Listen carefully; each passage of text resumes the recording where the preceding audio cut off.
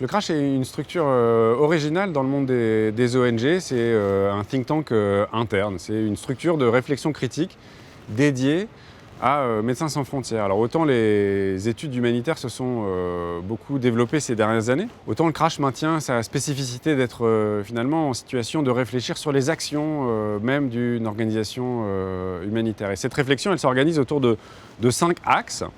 Un axe de conseil, un axe de réflexion et de recherche, un axe de formation, un axe d'évaluation et un axe de diffusion. La fonction de conseil, elle consiste à apporter des éclairages en termes de positionnement opérationnel et public aux dirigeants de MSF sur des questions d'actualité, sur toutes les questions liées aux interventions de MSF, d'ordre politique, d'ordre médical et plus récemment, y compris d'ordre managérial, en termes de gestion de projet, d'attitude au travail par exemple.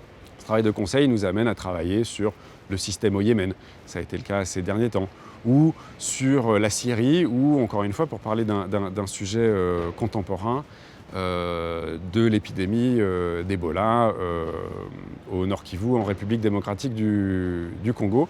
Et ces activités de conseil, elles, finalement, constituent le quotidien du Crash. Le deuxième pilier, ce sont les activités de réflexion et de recherche. Ces travaux s'inscrivent directement dans la lignée des activités de conseil, puisqu'il s'agit de s'emparer, en quelque sorte, des sujets du quotidien des MSF pour les creuser sur une durée plus longue et de tenter de porter un éclairage issu des sciences sociales.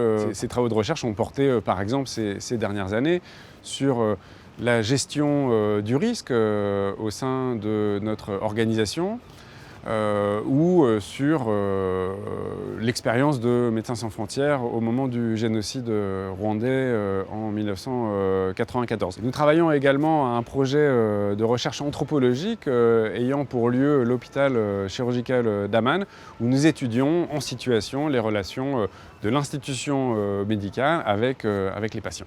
Le troisième pilier, c'est les formations. Alors historiquement, les formations sont inscrites, là encore une fois, dans les activités du centre de réflexion. Mais nous en avons pris une part plus importante et animons une formation destinée au cadre opérationnel du terrain et du siège. En même temps, nous avons mis en place une formation en partenariat avec les universités de Manchester et de Liverpool. C'est un master de pratiques humanitaires. C'est aussi à travers de ces formations que nous pouvons diffuser, faire circuler les travaux, les réflexions du Crash, et toujours avec cette envie de combiner expérience opérationnelle et pratique et réflexion et méthodologie issues des sciences sociales. Et ces activités s'inscrivent toutes plus ou moins dans le cadre du retour d'expérience, de la capitalisation, du retour critique sur les activités de l'association et du secteur de l'aide de manière générale. Plus particulièrement, le Crash s'est engagé il y a maintenant près d'un an et demi dans une nouvelle structure, le Rider, qui était un réseau interdisciplinaire d'évaluation et de retour d'expérience, destiné, dans le cadre d'une collaboration avec nos collègues d'Épicentre et du département des opérations en particulier, à mener des évaluations de projets. C'est ainsi que a vu le jour, notamment, un travail de retour d'expérience sur la mission, les opérations de la section française de MSF dans l'état du Borno, au nord-est du Nigeria par exemple. L'ensemble de ces travaux s'accompagne d'un effort actif de diffusion. Alors de diffusion interne, parce que notre audience, elle est d'abord celle de MSF. Il s'agit de faire avancer les pratiques de l'association.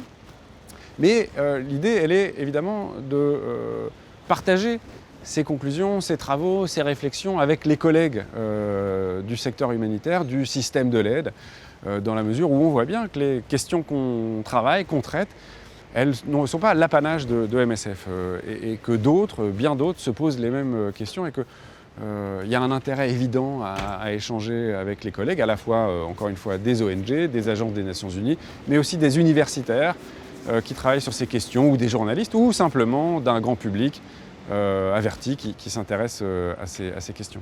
L'idée d'un Crash, c'est-à-dire d'une réflexion active rendue publique sur les situations dans lesquelles on intervient vient de loin, en fait, dès la famine du Cambodge, ou en tout cas la fausse famine du Cambodge de 1980. L'idée de réfléchir à nos conditions de travail, aux obstacles auxquels on se heurtait, aux modes de prise de position et de parole publique, a commencé à émerger peu à peu.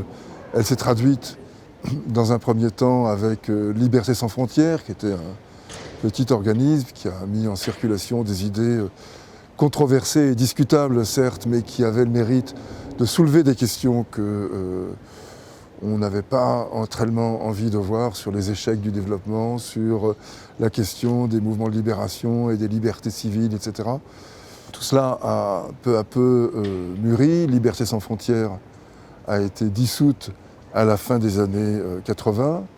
Mais l'idée de garder un petit groupe de gens, au départ 1, 2, 3 personnes, un politiste, une juriste, et puis le leadership, disons, de MSF, la direction des opérations, le président, le directeur, tout cela a continué à vivre.